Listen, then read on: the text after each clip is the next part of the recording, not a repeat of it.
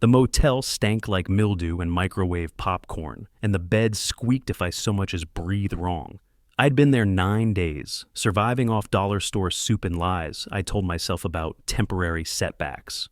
But the truth was uglier. I was 57, broke, humiliated, and eating canned chicken noodle with a plastic spoon while my ex-wife played house with my so-called best friend. My name's Curtis Hale. I'm 57 years old, living week to week off I-84 outside Boise, Idaho, in a place where the curtains don't close all the way and the AC rattles like it's dying. 3 months earlier, my wife Lila walked out. Actually, she walked into my buddy Trevor's truck, wearing the same coat she'd worn on our first anniversary. Said I was emotionally stale and financially unsustainable, like I was a bad quarterly report. Then she smiled and told me no one would hire a washed-up ad man.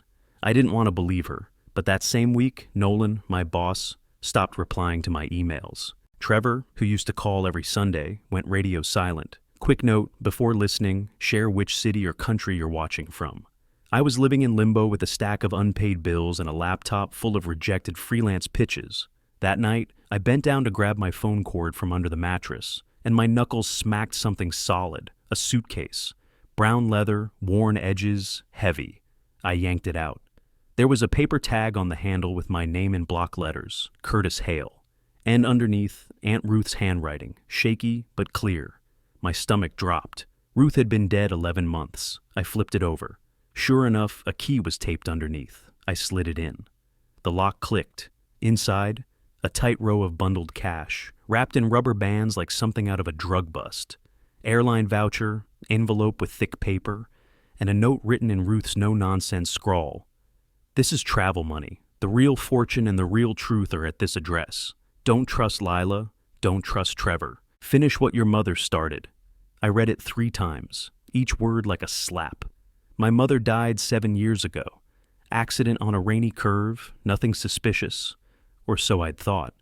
Ruth had always said Lila's family was poison. I used to laugh it off, called her paranoid. Turns out Ruth didn't laugh. She kept receipts, literal ones. I counted the cash, $62,500, all in 20s and 50s. My hands were shaking. I sat on the sagging mattress, the suitcase open on my lap like a bad dream that turned into a treasure map. I stared at the Spokane address she'd listed. Then I stood up, grabbed my backpack, and stuffed the money inside. I zipped the suitcase and locked it in the bottom drawer of the fake wood dresser. My hands were still shaking when I sat down and stared at the blank motel TV. But the thing was, Ruth didn't say why not to trust them. She didn't need to. I already knew. Before the motel, before the suitcase, before it all cracked open, I thought life was steady. Not great, not exciting, but steady. We had a beige 2-bedroom in a working-class part of Boise, a patchy yard, neighbors who waved, and bills that got paid on time. I made $52,000 a year as a regional accounts manager, local agency, no big names. I wasn't chasing awards, just trying to keep the lights on and Lila's car running. I thought that was enough. Lila claims she did brand strategy consulting, which I guess means looking important while drinking overpriced coffee. She had late client meetings and overnight retreats. And I didn't ask enough questions because she smelled like eucalyptus and mint tea and always tossed her heels by the door like she was exhausted from working hard. Meanwhile, I was eating cold lasagna out of Tupperware and passing out in front of sports radio. And Trevor? Hell, Trevor was like family. We fished every third Saturday. Watched playoff games in my garage with folding chairs and cheap beer. The man held the damn ring when I proposed to Lila, told me she was a steal, said we made a good team. Then Lila started sleeping with her phone under the pillow. Trevor stopped replying to weekend invites. I caught them both in the exact same lie about a retreat in Sandpoint that didn't match either of their usual work stories. Lila said it was last minute. Trevor said it had been booked for months. My gut knew before my brain admitted it. One Tuesday in February, sky gray like wet cement, I left work early, told Nolan I had a headache. Truth was, something in my chest wouldn't settle. I turned into my driveway and saw Trevor's truck. That lifted silver Tacoma with the cracked tail light. I knew it too well. It was 1:40 in the afternoon. No reason for him to be there. I walked in quiet, shoes off, keys in pocket, heard laughing upstairs, not from the TV, not from a podcast. Real laughing, hers and his. I opened the bedroom door. They weren't under covers, weren't hiding, just laying there like I was the one out of line. Lila sat up, tucked her hair behind her ear, and said, "We need to be adults about this." I didn't say a word. Trevor looked at the wall like I wasn't even real. Then she added, "Marriages evolve, Curtis." That was the last thing she said to me that day.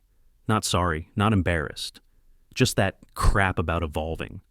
2 weeks later, Nolan called me into the office. "Restructuring," he said, "just a shift in strategy." The email was all corporate fluff. "Thank you for your contributions. Best of luck moving forward."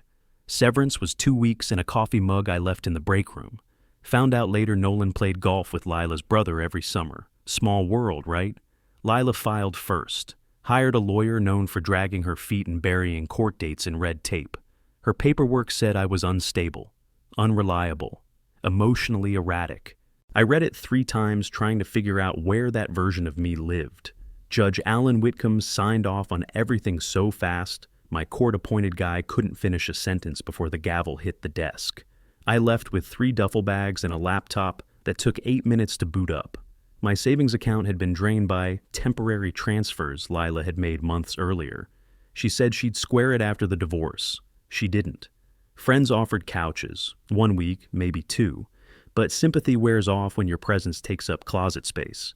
I got used to sleeping with one arm under my backpack, so no one walked off with my last charger. I landed at the motel because it took cash, didn't ask questions, and had a microwave that mostly worked. Every night I'd tell myself this was temporary, that someone would throw me a line, but nobody did. So when Ruth left me that suitcase, she wasn't just giving me money, she was giving me something to do, a reason to stop waiting.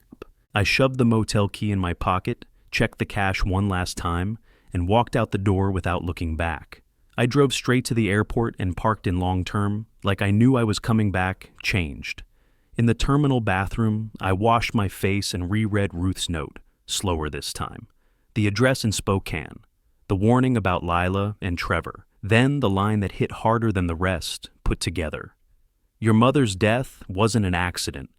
My mom, Margaret, died 7 years earlier on a rain-slick curve after a late shift. The cops said speed and weather. Everybody nodded, Ruth didn't. She muttered about pressure from work and people who didn't like loose ends. I told her grief can make patterns out of smoke. She looked at me like I'd failed a test. I used the airline voucher Ruth tucked in the suitcase and boarded a Thursday afternoon flight. I kept the cash split between my jacket and carry-on, hand tight around the zipper like it might run. I didn't sleep. I watched clouds stack up and thought about how dumb I'd been, how easy it was to trust people who smiled at the right time.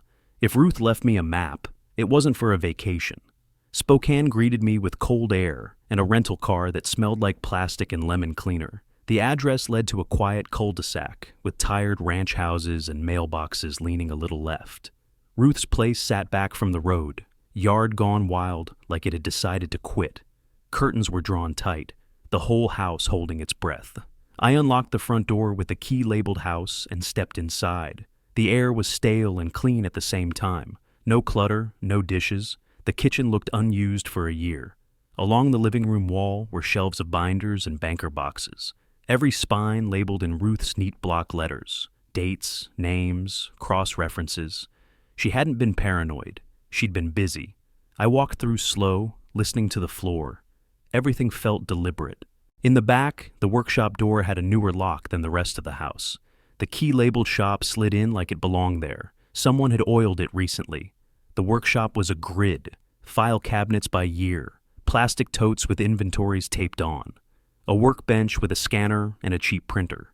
In the far corner, half hidden under a dusty drop cloth, sat a bolt-down trapdoor. I pulled the cloth back and saw hinges that didn't match the floor. The last key fit. The ladder creaked as I climbed down into a crawl space that wasn't really a crawl space. It was dry and bright, LED strips clipped along the joists, a little dehumidifier humming steady like a heart. Ruth had built herself a room under the floor. There was a folding table in the center. On it, stacks of photos, audio recorders, a shoebox of thumb drives, and a beat-up laptop with a yellow note taped to the lid. "Play this first." My shirt stuck to my back. I hadn't even sat down, and my hands were slick like I'd run stairs. I shut the trapdoor above me and pulled the ladder down so it wouldn't creak. I checked my phone. No signal worth a damn. Good. I lined the photos into piles without looking too close. Faces I recognized, places I didn't. The audio recorders were labeled by date. The laptop looked older than my marriage. I wiped my hands on my jeans, flipped the lid, and hit the power button. The fan whined. The screen flickered. I sat on the edge of a folding chair and leaned in. The file on the desktop opened by itself, like Ruth knew I'd hesitate. I pressed play. The video loaded slow, like it didn't trust me yet. The fan whined harder. The cursor froze. Then Ruth's face filled the screen. She looked thinner than I remembered, cheeks drawn in, hair pulled back tight. Her eyes were steady. "Kurt," she said, calm as a librarian, "if you're watching this, I'm gone. I know what they did to your mother. I know who helped." My throat closed. I didn't blink. Ruth explained it straight. Mom had been a senior accountant at North Star Therapeutics. Not some pencil pusher, senior. She handled trial budgets and vendor payments. She flagged trial data that didn't line up, and money shuffles that smelled like fraud. When Mom told Ruth she planned to go external, Ruth started documenting everything. Dates, names, audio, paper. Ruth leaned closer to the camera. They decided to contain her. The video paused on its own. My hands were numb. I followed Ruth's instructions and pulled the first binder, then another. She said to check the photos first. I spread them on the table. Conference shots, group dinners, name badges. There was Mom, smiling the way she did when she wanted people calm, and there, clear as day, Lila and Trevor standing on either side of her at a North Star conference, 8.5 years ago, 2 years before I met Lila, by chance. I felt the room tilt. I slid an audio recorder closer and hit play on a file labeled Ames/internal-procurement. A man spoke with the confidence of someone used to being obeyed. I learned later it was Victor Ames, North Star's CEO. "If Margaret pushes this beyond audit, we contain it," he said. "Her son's a soft entry. Keep eyes on him." Another file. A woman's voice this time, clipped and cold. Lila's mother, Marlene. "He's loyal," she said, already defending her hours. "If we steer him, he won't look." I shut my eyes for a second and opened them again. No point pretending I didn't hear it. A microcassette clicked in the player, tagged Trevor plus comms liaison, May. Trevor's voice came through, casual like he was ordering lunch. "Kurt's not a source. Margaret doesn't discuss numbers at home." A second voice answered, calm and bored. "Then we escalate pressure." The part that knocked the air out of me was in a typed memo Ruth had flagged with a red tab. It read like a grocery list. Brake maintenance on Mom's sedan at a shop tied to a North Star vendor. Timing suggested. Language scrubbed clean. They used words like safety incident instead of kill. I sat down hard on the folding chair. Ruth had bank trails too. Shell LLCs funneling stipends to Trevor. Consulting fees to Lila through a boutique firm registered in Nevada. The months lined up with my anniversaries, holidays, the times Lila said she needed space. I felt stupid, then angry, then clear. On the laptop, there was a folder labeled If Law Fails. Inside were copies of everything, photos, audio, memos, plus a document with logins and instructions. At the bottom, one last line in Ruth's handwriting, scanned crooked. Mountain Ridge Credit Union, trust in your name. Password is your mother's North Star employee ID. That's the real money. Use it to fight or to leave. Just use it. I closed the laptop and pressed my palms flat on the table until the shaking stopped. This wasn't a theory. It wasn't grief making patterns out of smoke. It was a machine, and it ran on people I trusted. I gathered the binders into neat stacks, powered down the laptop, and slid the photos back into envelopes. Then I climbed the ladder, locked the trapdoor from above, and stood in Ruth's quiet house with a plan forming whether I liked it or not. I locked the front door and sat on the workshop stool with the laptop balanced on my knees. The house felt smaller now, like it was waiting to see what I'd do. I pulled up Ruth's scan note and dialed Mountain Ridge Credit Union. The hold music looped so long I memorized it. I got bounced between departments for close to 50 minutes, repeating my name like it might disappear if I didn't. When a woman from private client finally came on, her voice was steady and careful. I read the numbers Ruth listed. She paused, typing, Then she verified me with questions only my mother's paperwork would answer. "Mr. Hale," she said, slow as a surgeon, "the trust contains diversified equities, a rental portfolio in 3 states, and royalty streams. Current estimated value is approximately $11.6 million. I didn't speak. My mouth was open, but nothing came out. My legs shook under the workbench. She waited. Professional, patient. I said I'd need steady disbursements and legal referrals. She said they could arrange both and asked if I was safe. I told her I'd handle that. I hung up and put my head down until the shaking eased. Ruth had left a contact on an index card. Special Agent Dana Ruiz, FBI, Spokane. I stared at the number, then dialed before I could talk myself out of it. "Ruiz," she answered. "My aunt left me evidence on North Star," I said. "It includes homicide planning." She didn't gasp or swear. She asked where I was and told me not to touch anything else. "Wait," she said. "I'm coming to you." She showed up in under 45 minutes. Jeans, blazer, no sirens. Her eyes moved through the room, doing math without saying it. I handed her Ruth's index cards. She put on gloves, stacked what mattered, and nodded once. "Your aunt was relentless," she said. "This is enough to open a case and get paper moving." We scanned what could be scanned, logged what had to move. I signed chain of custody forms with a pen that felt heavier than it should. Ruiz explained next steps in plain language. Warrants, preservation orders, quiet subpoenas. She asked if anyone knew I was here. I said no. She asked about housing. "I'll fix it," I said. "Fix it today," she replied. I used the trust that afternoon to rent a plain apartment near the river. 1 bedroom, old floors, a door that stuck in the summer. I bought a coffee maker and a bed. That was it. No upgrades, no noise. I wanted clean lines and fewer places for fear to hide. Back at the apartment, I set my phone to silence and watched the light change on the water. I didn't feel rich. I felt armed. Choosing stopped being complicated once I saw the plans with my mother's name on them. There wasn't a version where I walked away clean. There was only forward. Ruiz called before dark to confirm evidence intake and told me to expect quiet for a while. "That's normal," she said. "Don't spook it." I unpacked my backpack and put Ruth's index cards in a drawer by the bed. I washed my hands like I could scrub the past off my skin. I lay down without sheets and stared at the ceiling fan wobble. I wasn't running. I wanted them in orange jumpsuits and everything they'd built turned inside out. I set an alarm for the morning, placed my keys on the counter, and locked the door from the inside. I got up early the next day and walked to the corner for coffee. The wind off the river had teeth, but I liked it that way. Kept me alert. I drank slow, kept my phone on silent, and checked the FBI email Ruiz had set up for updates. Nothing. That was good. Quiet meant pressure. Paperwork moved like it always does, slow, then sudden.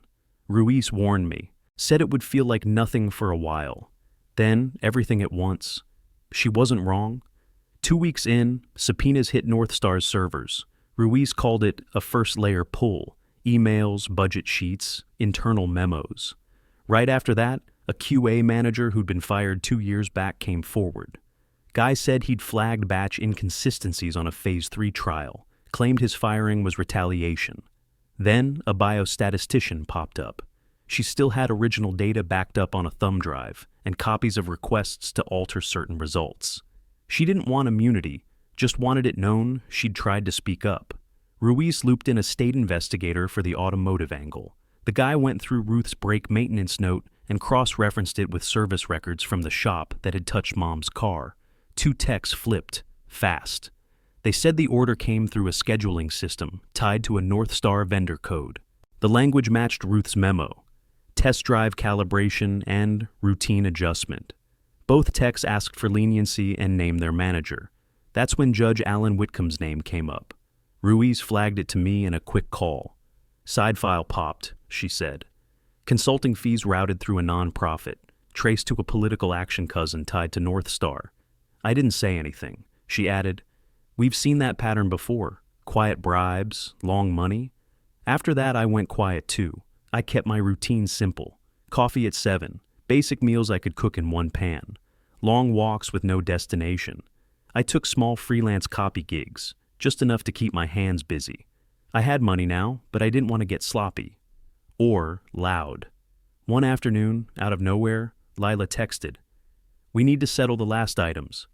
That was all it said. No apology, no context, just like she'd gone grocery shopping and remembered I still existed. I didn't respond. I took a screenshot and forwarded it to Ruiz. She replied 2 minutes later, "Don't engage, route anything direct through me." That night, I triple-checked the locks and left the phone face down on the nightstand. Another week passed. Then came Tuesday.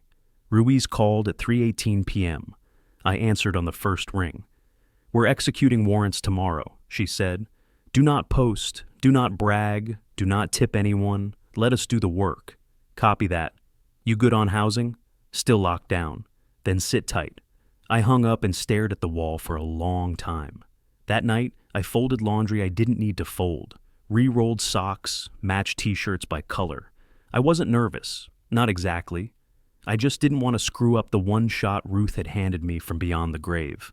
I made coffee late, stood at the window, and watched headlights pass on the road below. Tomorrow, the cracks would start showing, and this time, I wouldn't be the one breaking. The next morning started with silence. Then, everything hit at once. News broke just after 9 a.m. First headline, FBI executes warrant at North Star Therapeutics headquarters. I turned on the TV and watched agents and windbreakers roll boxes of records out on dollies, glass doors propped open, a line of employees standing on the sidewalk with arms crossed, calling spouses. Some looked shocked, most didn't. By noon, footage dropped of Victor Ames being led out of his gated driveway at 5:30 that morning. House in the background, lights still on. He wore a pressed shirt and that slicked back hair like he thought the cuffs were optional, chin up like the cameras owed him something. Neighbors stood frozen in their driveways, pretending not to stare while the feds walked him past the tulips. I kept the volume low and watched every second. Lila got picked up at a co-working space downtown. The news said she was in the middle of a strategy session. What that really meant was she was sitting in a fake leather chair trying to look important when 3 agents walked in. One photo showed her being led out with her bag still slung over one shoulder, face turned from the camera like it might help.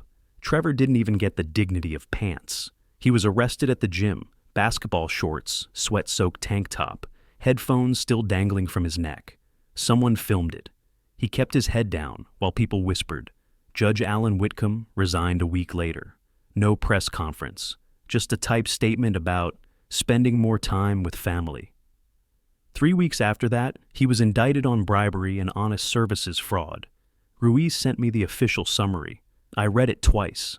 A month later, my divorce orders were dragged back into court. I didn't even have to speak.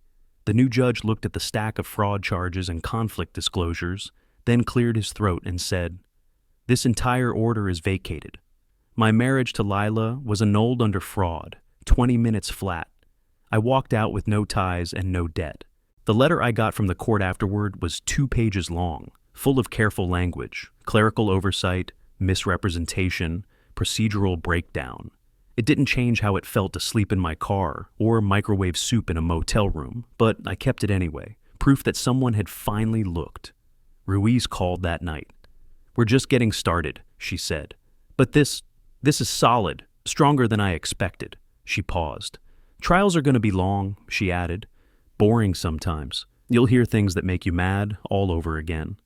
I didn't need the warning. I already knew. But I said, "I'll be there." She said, "Good. Don't let the quiet fool you. The storm's just taking turns now." I spent the rest of the night watching footage on loop. People who thought they couldn't be touched getting walked into custody one by one. No shouting, no dramatics. Just the slow machine of justice catching up to people who always thought it worked for them, not on them. I didn't celebrate. I didn't drink. I sat at my kitchen table with a black coffee and let the weight settle. The house was quiet except for the fridge humming behind me. It didn't fix everything, but it was a start. Ames went first. Federal court in Seattle. Full suits, tight security, press passes clipped to jackets. I sat in the second row, no tie, back straight. Ruiz told me I didn't have to be there for every day, but I wanted to see it. I wanted to watch it hit him. The prosecution lined up whistleblowers like dominoes. One by one, they described doctored studies, hidden side effects, pressure to hit trial deadlines no matter what the data said. Families testified about bad lots sent out as safe, patients who never knew what was really in their injections. A forensic accountant walked the jury through internal bonus records, tying payouts directly to approvals. Every time a milestone got rushed, she said, tapping a chart, he got richer. Ames never looked at the witnesses, just sipped water and whispered to his lawyers. When the verdict came, guilty on 19 counts, he blinked once and sat still. He got 21 years and asset forfeiture that stripped him of everything: boats, properties, the Aspen place he liked to brag about in interviews. Gone. Trevor's trial was smaller, but uglier. I didn't go every day. I couldn't. The recordings were played out loud in a room full of strangers. His voice, casual as ever, calling me non-operational, like I was broken machinery. He talked strategy like it was nothing, how to escalate pressure on my mother, how I was emotionally conditioned to defend. Payments to him were matched to my anniversaries and birthdays, like some kind of twisted scorecard. A consulting bonus on my 5th wedding anniversary, another the week I lost my job. Every timestamp was a knife. He got 12 years for conspiracy and racketeering. The man who once taught me how to bait hooks walked out the side door in cuffs, chin tucked, no goodbye. Lila didn't fight. She took a plea deal in exchange for testifying against North Star's legal counsel and 2 senior VPs. She gave them details, memos, call logs, strategy notes. She knew where the bodies were buried, figuratively and maybe otherwise. She got 7 years. The courtroom stayed quiet when they read her sentence. I didn't clap. I didn't flinch. Months later, she sent me a letter from prison, 3 pages written in tight cursive. She talked about pressure, mistakes, how things spiraled. She said she actually loved me, said I'd been the one good thing in her life, and she didn't know how to carry that. I read it once over plain coffee at the kitchen counter. Then I folded it up, slid it into the back of the drawer with old receipts, and never touched it again. Some things you don't fix. Some bridges don't need rebuilding. North Star got crushed in civil court. The settlement ran into the billions. Damages paid to families, long-term funds set aside for injured patients, mandatory safety reviews imposed across every division. My mother's estate won damages too. I didn't keep a cent. I directed every penny into a fund for whistleblowers and patient safety. Ruth's trust covered me for life. I didn't need their money. I just wanted it gone from them. The court sent over paperwork with payout summaries. I signed them all and filed them in a cabinet I don't open much anymore. Justice wasn't clean, but it showed up. I started the Hale Fund with the trust Ruth built. Nothing flashy, just a small office in Spokane, 4 desks, and 1 mission: help working folks who risk everything when companies cheat. We pay legal bills, quiet rent. Sometimes the money they need to vanish for a while and come up breathing somewhere else. I kept my own life modest. 1-bedroom apartment. Windows that rattle when the train goes by. Same coffee mug every morning, chipped handle, still works. A workbench in the corner where I keep Ruth's original index cards in plastic sleeves. Not to honor her, she wouldn't want that. I keep them as instructions. There's a photo of Mom on my desk. She's wearing a thrift store blazer with sleeves too short and smiling like she's about to give you good news. I talk to her sometimes when the paperwork piles up. Tell her I finished what she tried to start. Tell her I didn't walk away. Some days are good. I get calls from nurses, shipping clerks, lab techs, people who decided not to stay quiet and called us first. They say thank you, like it costs them something, like they still don't believe someone's got their back. Other days feel like a brick wall. Some calls don't go anywhere. Some stories come too late. Those nights I walk along the river and tell myself what Ruth told me in her note without using the words. Don't quit. I say it over and over in my head until the anger turns into fuel again. Lila and Trevor thought they could erase me. They tried. Ruth decided if they were going to set fire to my life, she'd leave me a fire hose and a map. That map led straight through every lie they built and handed me the tools to tear it all down. I followed it. Turned out the hose worked. Turned out the map was dead right.